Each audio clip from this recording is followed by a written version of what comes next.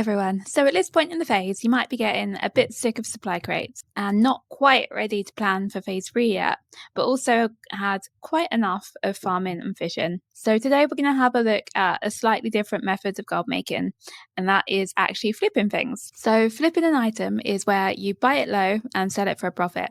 You can do this with anything, but a few items are lower risk and more consistent than others. If you are going to give this a shot, then I recommend using TSM, so Trade Skill Master, as it will give you the item's market value when you're looking through the auction house. If you've watched my videos for a while now, you're probably going to say that I sound like a broken record at this point. And I probably do. In fact, I was thinking of recording a special TSM speech that I can just slide in at the end of each video. You know, like a phone line operator playing you the direct debit statement. But here we go. In order to get the market value and basically all the good stuff from TSM, you need to visit their website, tradeskillmaster.com, and register. Once you've registered, verify your email address, and then you download the Trade Skill Master app itself if you haven't already, the desktop app, and the App Helper add-on. You don't need to set your realm for Season of Discovery, but after doing the downloads, you may need to log in and out of your game a few times to have it picked up. Once you have taken those steps, you should find that everything populates in-game just how it should. You'll get the tooltips and you'll get the market value percentages. So what we're going to do is try and buy things at 75% of market value and then resell at 100% market value. Now, we're reasonably safe to use market value at this point in the phase.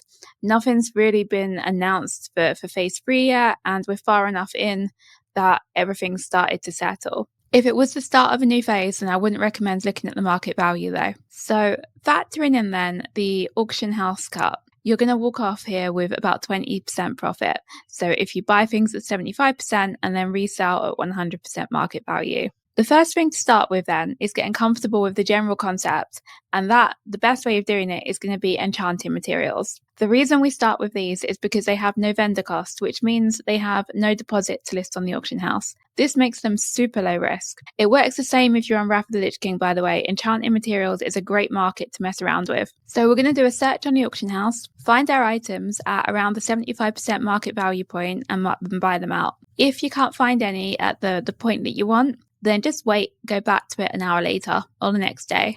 There's no rush. You're better off just holding off than jumping in and making terrible mistakes. So at this point, you've got your items, you've got two choices. You can either hold them until the price goes up, or you can post them immediately for the 100% market value, set the auction duration a little longer, and then sit back and cross your fingers. While scrolling through most goods, you'll notice some auctions at ridiculously high prices. You know, people wouldn't do that if it didn't work sometimes. So never feel that you have to be the cheapest at all times. If you're not the cheapest, if you stack your items in the right way, they will still sell. So once you practice for a while on the enchanting materials and you feel comfortable, you got some sales, you know what you're doing. At that point only, I'd suggest moving on to other trade goods. Things like cloth, herbs, and ore. These are all really fast moving, they're low value, and the prices fluctuate constantly. You're generally safe with any of these items. You just do a search on TSM, pick the items at 75%, post 100 in neat little stacks. If you don't see much at the lower price, you just need to check again later. Okay, so you think you've mastered the flip and now you're ready for some big stuff, right? Epics, BOEs, Pendulum of Doom.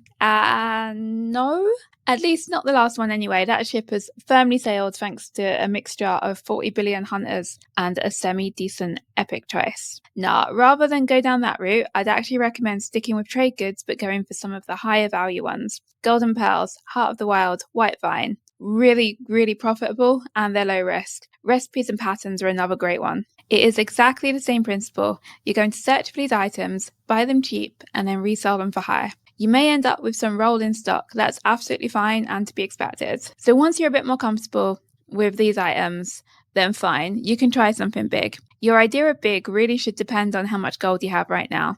If you have 5,000 gold plus, you might be okay with buying a high-end blue or an epic.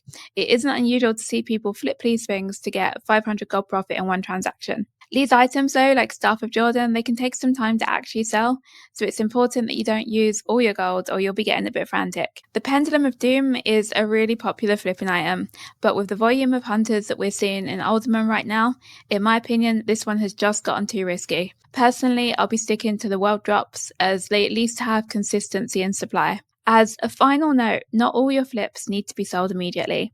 I'm currently putting together my list of phase 3 and 4 buys, and they should be ready for you in the next week. I hope this video has given you a little bit of insight into the world of flipping and some ideas to get going with. If you found this video useful today, then please do take a moment to like and subscribe. I really appreciate it. Thanks a lot. Bye!